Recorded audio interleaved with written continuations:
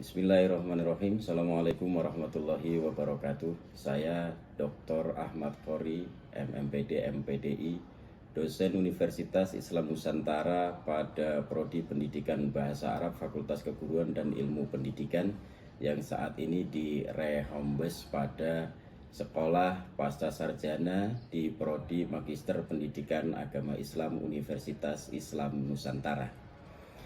Dalam kesempatan kali ini saya akan menyampaikan mata kuliah pengelolaan pendidikan. Mata kuliah ini diambil oleh mahasiswa pada semester genap dengan bobot 2 SKS.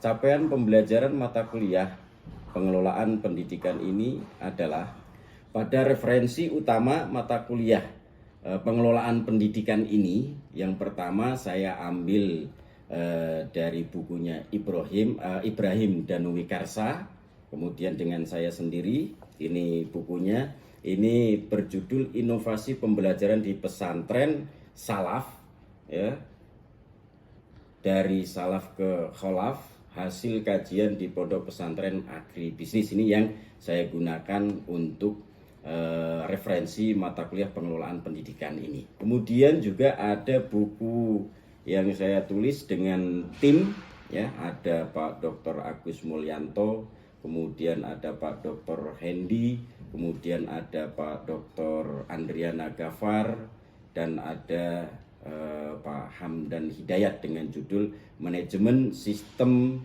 Penjamin Mutu Internal dalam Peningkatan Kinerja Sekolah. Karena memang ini adalah proses hilirisasi dari proses penelitian, kemudian saya abdikan dan saya publikasikan dalam bentuk karya ilmiah, baik yang terbit di jurnal terakreditasi oleh Kemendikti-Saintek, ya, atau Kemenristek Dikti kalau dulu, ya. Kemudian juga saya publikasikan dalam bentuk buku. Kemudian juga ini salah satunya yang mata kuliah tadi, ada mata kuliah tafsir hadis tarbawi. Ini juga hasil riset yang berjudul Integrasi Tafsir Tarbiyah dalam Pendidikan Karakter. Ini merupakan proses dari hasil mata kuliah yang saya sampaikan. Kemudian juga ada hasil paten, alhamdulillah dapat sertifikat paten. Ini juga hilirisasi dari proses pembelajaran, penelitian, pengabdian kepada masyarakat. Alat patennya saya kasih nama alat elektronik penyangrai biji kopi yang dilengkapi penggiling. Ini kolaborasi dari dosen yang ada di Universitas Islam Nusantara, kemudian juga dengan teman-teman dosen di UIN Syarif Hidayatullah Jakarta, ya, kemudian Pak Dr. Ibrahim dari Fakultas Pertanian yang sekarang jadi Rektor Universitas Balai Bandung. Alhamdulillah. Mari kita mulai proses pembelajarannya. Assalamualaikum warahmatullahi wabarakatuh. Waalaikumsalam. Alhamdulillah, alhamdulillahirabbil alamin wa binasta'inu ala kulli watin wa ala alihi washabihi ajmain amma ba'du. Rabbi shrah li sadri wa yassir li amri wa hlul 'uqdatam min lisani yafqahu qawli. Oke, anak-anakku yang berbahagia, gimana? Sehat semua? Alhamdulillah sehat. Walaupun cuaca dari pagi hujan, ya, tapi mudah-mudahan wajah dan semangatnya tidak seperti tadi pagi, ya, yang matahari juga enggan untuk menampakkan dirinya. Oke, teman-teman semua yang saya banggakan, sebelum kita mulai pada perkuliahan pengelolaan pendidikan ini, marilah kita sama-sama berdoa kepada Allah Subhanahu wa taala. Mudah-mudahan kita semua diberikan kesehatan. Kita buka dengan membaca basmalah bersama. Bismillahirrahmanirrahim. Mudah-mudahan dengan fadilahnya basmalah kita semua mendapatkan ilmu yang bermanfaat dari Allah Subhanahu wa taala. Hari ini ada yang tidak masuk, sakit, izin atau ini? Ada Pak? Ya, Ivander. Kenapa? Sakit. Oke. Kita doakan ya sahabat kita yang namanya Ivander saat ini sedang sakit. Mudah-mudahan sing enggal sembuh diberi oleh Allah Subhanahu wa taala. Ala hadhihi niyyah wa ala kulli niyatin shalihah. Al-Fatihah. A'udzubillahi minasyaitonir rajim.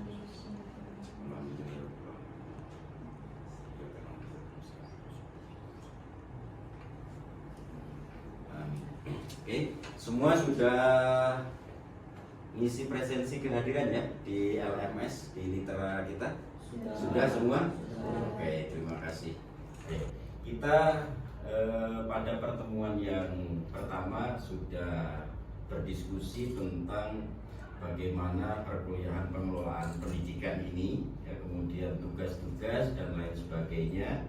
Ya, teman-teman, anak-anakku juga bisa ngedownload atau ngambil RPS atau silabus ya, di mata kuliah pengelolaan ini di LMS ya, difasilitasi oleh Unimus. LMS namanya Litera. Gimana? Semua udah bisa akses semua kan?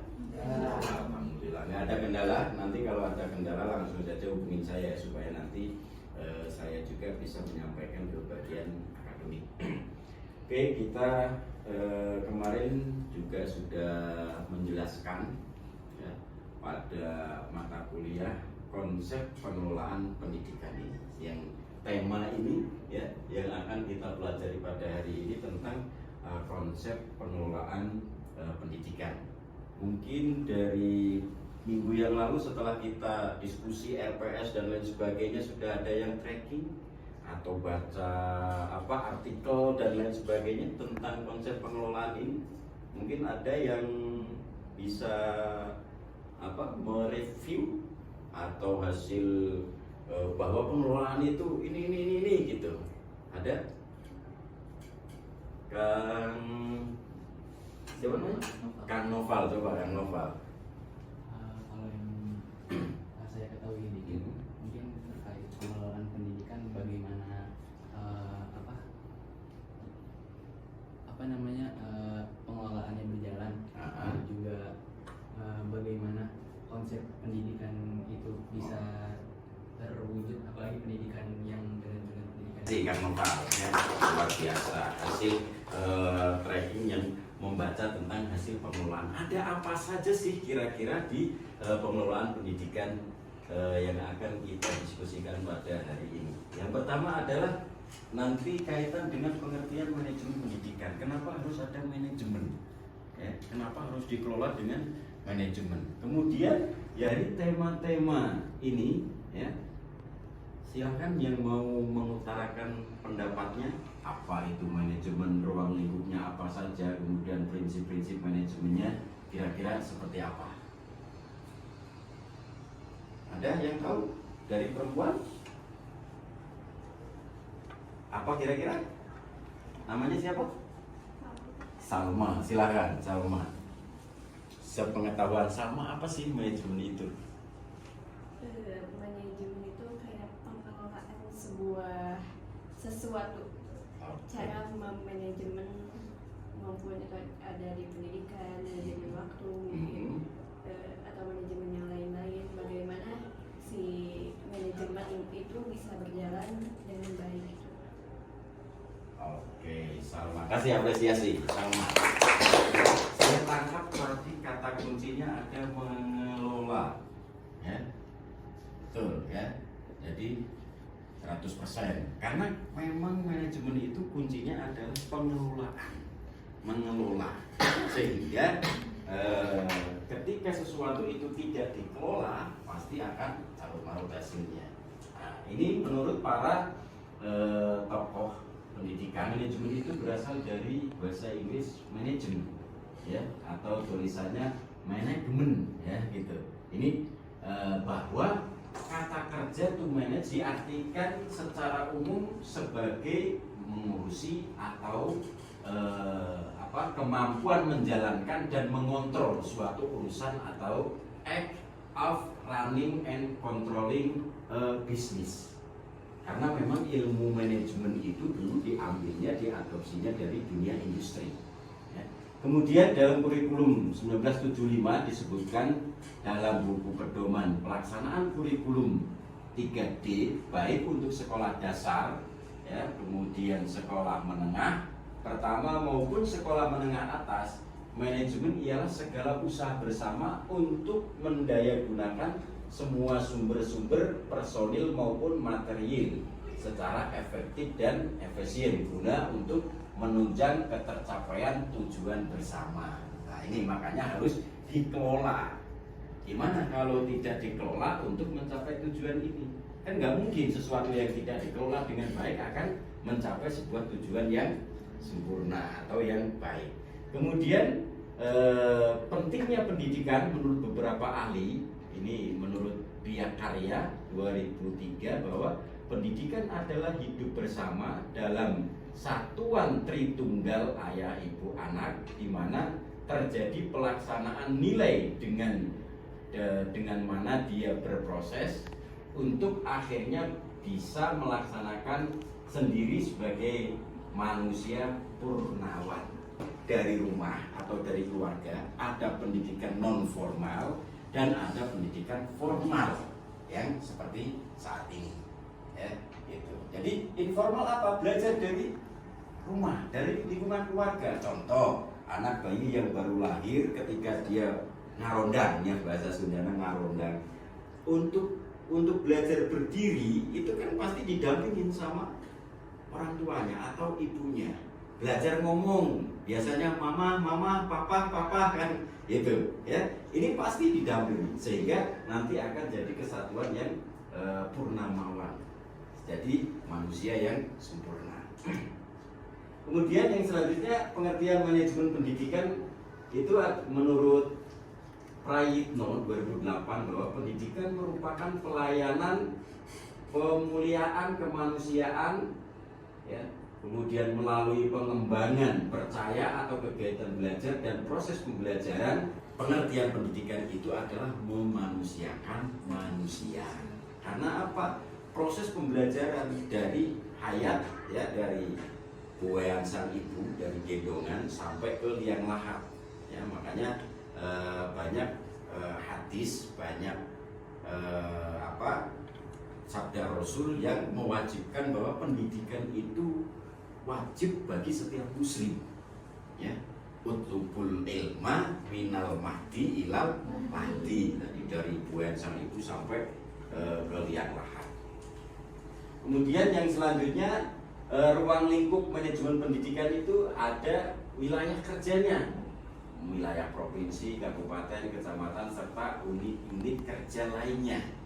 Contoh, karena kebijakan pendidikan di wilayah kota Bandung dengan yang ada di wilayah Kabupaten Bandung itu juga pasti berbeda. Belum nanti sikupnya akan lebih luas lagi di wilayah provinsi, Provinsi Jawa Tengah, Provinsi Jawa Timur, atau Kepulauan Riau di Pulau Jawa, pasti juga akan berbeda. Karena apa? Disesuaikan dengan kebutuhan peserta didiknya.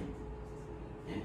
Kemudian yang selanjutnya adalah objek garapan murid, sekolah, baik tenaga kependidikan maupun tenaga manajemen, kurikulum, sarana, material, ya, tata laksana pendidikan atau ketatausahaan sekolah, kemudian pembiayaan atau manajemen anggaran lembaga-lembaga pendidikan dan organisasi pendidikan, hubungan masyarakat atau komunikasi pendidikan. Oke. Dari sini ada yang ingin ditanyakan? Sebutkan namanya. Rizky Maulana Abdul Pak. Mungkin dari perkataan tersebut seberapa penting dalam dunia organisasi mungkin ya, tentunya di bidang masyarakat. Harapannya mungkin apa sih manfaat dari organisasi tersebut? Oke, organisasi pendidikan apa sih manfaatnya? Ya. Kalau sesuatu itu tidak diurus, ya, yang bodoh dibiarkan bodoh, ya. Sebenarnya dalam konsep Islam itu nggak ada yang bodoh. Karena apa? Kita dilahirkan dengan kompetensi dan kemampuan yang sama. Hanya mungkin orang yang belum tahu itu belum menggunakan atau belum mengoptimalisasikan kemampuannya. Makanya dikelola melalui organisasi supaya nanti disebarluaskan. Makanya banyak program sekolah gratis yang kemarin kurikulum merdeka itu, ya. Kemudian sekarang disasar gizi gratis. Karena ya tadi impact faktornya kalau tidak dikelola akhirnya dimanfaatkan untuk kemakmuran atau untuk kepentingan organisasi tertentu. Tadi yang sudah menjawab tadi ya, ini juga buku hasil karya ini juga saya jadikan panduan. Ya, yang pertama tadi Kang Noval, ya kita kasih apresiasi ya. Nanti dibaca ya bukunya ya, mudah-mudahan bermanfaat. Ya, mohon Kang. Ya, mudah-mudahan ilmunya bermanfaat. Ini juga sama yang saya jadikan referensi juga, ada judulnya Implementasi Manajemen Berbasis Sekolah atau MBS.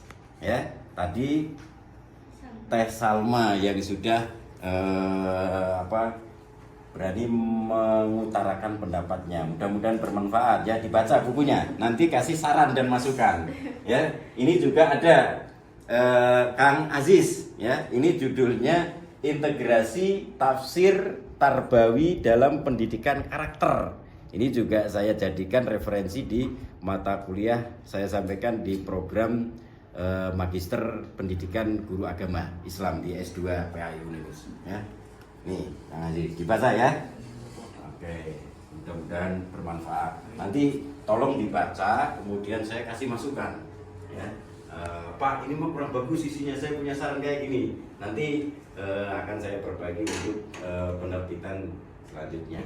Kemudian dalam prinsip manajemen pendidikan adalah memprioritaskan tujuan di atas kepentingan pribadi dan kepentingan mekanisme kerja.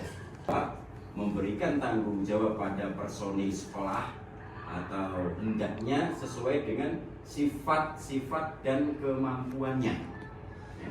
Kemudian juga mengenal secara baik faktor-faktor psikologis manusia. Nah, ini yang perlu digarisbawahi. Ya. Psikologis karena dari pertumbuhan kita itu berbeda, sehingga tidak boleh saling mencemooh, saling mencela. Yang seharusnya timbul adalah saling memotivasi. Kenapa harus didesain kurikulum itu? Ada yang ingin mengutarakan kenapa sih harus ada kurikulum dan lain sebagainya, Pak? Silakan yang ingin menyampaikan pendapatnya. Siapa namanya? Hani, silakan. Teh Hani. Kenapa kurikulum itu penting? Karena kurikulum memang sangat penting dalam pendidikan, terutama kayak struktur pembelajarannya di sekolah kayak gitu. Terus supaya teratur juga pembelajaran di sekolah. Oke, kita kasih apresiasi ya. Ini kenapa harus ada kurikulum? Karena kurikulum itu ibarat jalan. Ya. Gimana kita berminat, ya, gimana kita mau tahu kalau yang dipelajari kita nggak tahu. Ya. Contoh, Anda mau masuk ke Unimus program studi pendidikan bahasa Arab. Ya. Apa saja sih yang dipelajari di bahasa Arab itu? Ya itu. Kalau ada nggak menarik, dah saya mah toslami di pesantren hayowe belajar nyikrok, ya. Hayowe ngapalkeun kan itu. Geus jenuh hoyong pindah ke jurusan yang lain. Ini salah satu fungsi dari kurikulum, makanya kenapa harus ada kurikulum manajemen, dan ini juga perkembangannya disesuaikan dengan kebutuhan saat ini. Ya. Kemudian yang selanjutnya ada manajemen tenaga kependidikan. Kenapa juga tenaganya harus dikelola? Karena ini kaitannya dengan hasil, ya. Gimana SDM-nya? Ya, SDM-nya aja di bawah standar, bagaimana mau mengeluarkan sebuah lulusan yang siap berkompetisi? Ya, kalau saat ini katanya 4.0, ya, 4.0. Nggak tahu tahun depan, 2 tahun ke depan, atau 10 tahun ke depan akan jadi 10.0 atau jadi berapa? Ini sangat penting. Kemudian ada manajemen sarana dan prasarananya. Ini juga perlu karena apa? Anda belajar, ya, butuh kenyamanan. Ya, contoh kalau Anda nggak nyaman dari kondisi ruang belajarnya juga, memang fisiknya ada di dalam, tapi nggak tahu pikirannya di mana melayang, gitu. Ini sehingga sangat menentukan keberhasilan kuliah mata kuliah pengelolaan pendidikan ini. Wawasan Anda jadi terbuka. Oh iya, ternyata betul saya harus meringankan beban orang tua. Ya, ini muncul. Kemudian ada manajemen layanan khusus dan sebagainya. Yang selanjutnya adalah fungsi planning. Kenapa harus direncanakan? Ya, target itu harus dicapainya bulan kapan, bulan keberapa. Ini perlu perencanaan yang matang. Contoh hidup Anda dari mulai bangun tidur sampai tidur lagi, kira-kira dalam satu hari Anda merencanakan apa saja? Yang tahfidz kayak kan nopal, saya pokoknya minggu sekarang target 1 juz. Persis di sela-sela saya harus kuliah, kemudian juga harus 1 juz hatam, ya, atau sambil aktif di organisasi. Ini harus terplanning dengan benar. Karena kalau enggak, waktu lewat begitu saja. Karena al waktu kasyaf katanya, fa'il lam takto koto akar. Jadi waktu itu bagikan pedang. Kalau kita tidak mampu mengoptimalkan waktu itu dengan baik, maka kita yang akan terpotong. Makanya penyesalan tidak ada di depan, pasti di belakang. Hanyangkal bahwa kuliah itu serius gitu. Yang selanjutnya, karena ini tujuan dan manfaat manajemen. Yang pertama adalah mengetahui permasalahan, menyusun rencana, kemudian mengidentifikasi kelemahannya sebagai acuan dalam penetapan anggaran pendidikan dan sebagai alat pengendalian. Kalau dalam teori namanya analisis. Kita analisis SWOT dulu, ya, strength-nya apa kira-kira, ya, kekuatannya ada di mana, ya, W-nya apa, weakness, kelemahan itu apa kira-kira, kemudian opportunity, ya, peluangnya kira-kira apa nanti. Yang terakhir adalah tantangan. Ketika keempat itu tidak harus dimulai dari faktor kekuatan saja, ya. Jadi bisa kita mulai dari opportunity, peluangnya, ya. Tantangan bisa kita mulai dari situ. Jadi bisa dibolak-balik. Jadi analisis SWOT itu, ya, kalau yang sering kita lakukan, biasanya kalau untuk mengetahui pertumbuhan organisasi itu, kita bisa mulai dari faktor kekuatannya dulu, ya, atau bisa dari W-nya dulu, apa? Weakness. Ya, weakness itu apa? Kelemahan. Ya, kekuatannya sudah, kelemahannya sudah, opportunity. Yang ini apa? Peluang. Kemudian threat itu tantangan. Ya. Kita bisa mulai dari sini dulu, atau kita bisa mulai dari O-nya dulu, tergantung kebutuhan, supaya nanti bisa balance, ya. Karena ini adalah salah satu strategi.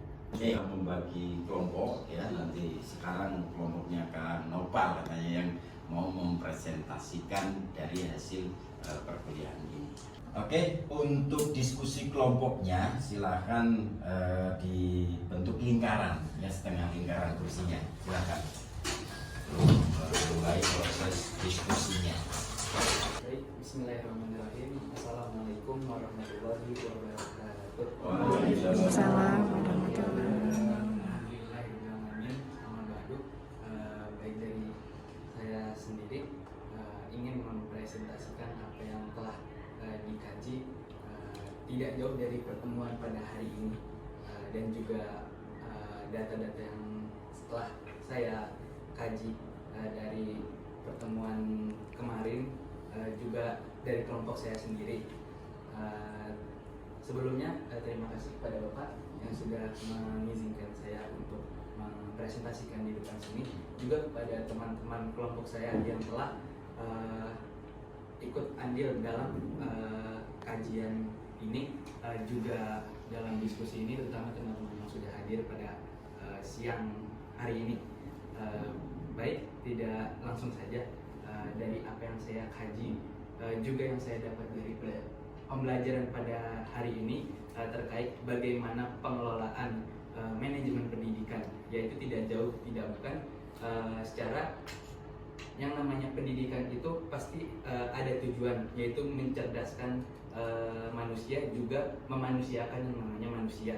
Dan dari semua itu, agar tercapai semua tujuan itu, kita pun perlu yang namanya memanage, yaitu mengelola pendidikan itu sendiri. Bagaimana dari bagaimana pendidikan itu berjalan, juga apa saja tujuan, apa saja jalan yang akan kita ambil agar tujuan ini bisa tercapai dengan baik, secara efektif juga efisien. Terus mungkin yang terakhir juga bagaimana urgensinya pendidikan nanti kepada masyarakat. Kan sesuai tujuan awal, yaitu pendidikan itu di mana memanusiakan manusia, juga mencerdaskan bangsa kita sendiri terutama. Dan dari itu semua, maka manajemen pendidikan ini sangat dibutuhkan agar semuanya dapat berjalan dengan baik, juga tujuan-tujuan baik dapat tercapai dengan efektif. Mungkin sekian dari kajian kelompok kami, kurang lebihnya mohon maaf. Wassalamualaikum warahmatullahi wabarakatuh. Ada yang mau bertanya dari teman-teman untuk bertanya atau menambahkan, atau lebih kita buka dalam sesi diskusi pada siang hari ini dari Adit ya. Mungkin sebelumnya Bismillahirrahmanirrahim. Kenalkan nama saya Mulia. Terima kasih kepada presenter yang telah mempresentasikan pada siang hari ini. Tadi materi yang dikaji yaitu tentang manajemen dalam lembaga pendidikan. Nah, bagaimana sih cara memanage lembaga pendidikan itu yang baik dan benar ini? Baik, terima kasih sebelumnya kepada penanya yang sudah mempertanyakan sebuah pertanyaan yang sangat spektakuler. Baik, saya langsung saja jelaskan. Mungkin tadi oleh Bapak Kori juga sudah dijelaskan, tapi di sini mungkin agak saya perjelas agar bisa dipahami oleh penanya. Pertama, bagaimana sih manajemen ini bisa berjalan dengan baik, juga efisien seperti yang tadi ditanyakan, yaitu tadi sudah disampaikan ada yang namanya fungsi atau juga bisa dibilang strategi dalam menjalankan manajemen pendidikan ini, yaitu ada sistem yang namanya, mungkin tadi saya singkat, itu POAK, yaitu pertama planning, kedua organizing, ketiga actualing, keempat controlling. Yang pertama, kita butuh yang namanya ketika tujuan kita mau tercapai, yaitu mengelola pendidikan ini dengan baik, kita perlu yang namanya planning, yaitu di mana kita dapat memplanningkan atau merencanakan bagaimana jalannya ke depan untuk mencapai tujuan ini. Nah, kedua baru kita sampai kepada yaitu yang namanya organizing, di mana kita yaitu membagi-bagi SDM di dalam manajemen pendidikan ini. Nanti di sini kita sebagai apa, nanti di sini dia bagaimana kerjanya. Dan setelah organizing ini terlaksana, kita butuh yang namanya controlling. Bukan controlling tapi actualizing, yaitu pengelolaan bagaimana berjalannya dalam organisasi ini, dalam organizing ini. Nah, ketika kita sudah mengelola dengan baik, kita tahu yang namanya terakhir yaitu controlling. Kenapa controlling ini dibutuhkan? Karena yang namanya planning tidak ujuk-ujuk hari ini kita rencanakan, besok langsung terjalankan semua, tapi tetap selama berjalannya sistematis untuk mencapai sebuah tujuan itu butuh yang namanya controlling. Jadi ada yang namanya pengevaluasian, ada yang namanya nanti di segi ini kita salah di mana, di segi ini kita kurang apanya. Jadi sebelum kita mencapai tujuan itu, saat kita berjalan mencapai tujuan itu banyak yang perlu kita kelola. Pada dasarnya mungkin 4 itu yang bisa kita strategikan, yaitu planning, organizing, actualizing, sama controlling. Mungkin gitu. Oke, kita kasih aplaus untuk kelompoknya kan.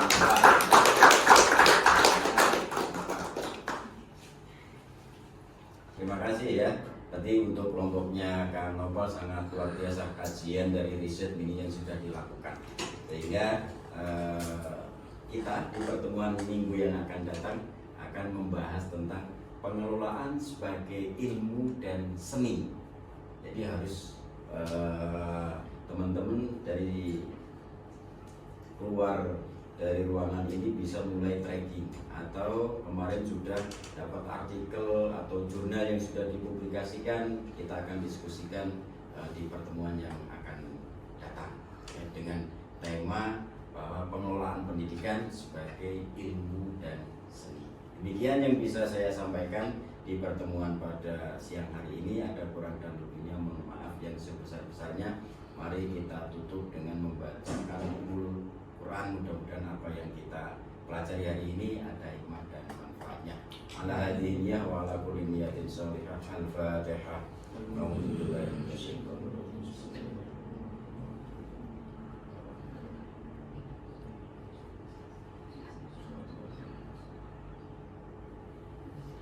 Terima kasih. Saya tutup dengan membaca wallahu muwaffiq ila aqwamit thoriq. Wassalamualaikum warahmatullahi wabarakatuh. Waalaikumsalam warahmatullahi wabarakatuh.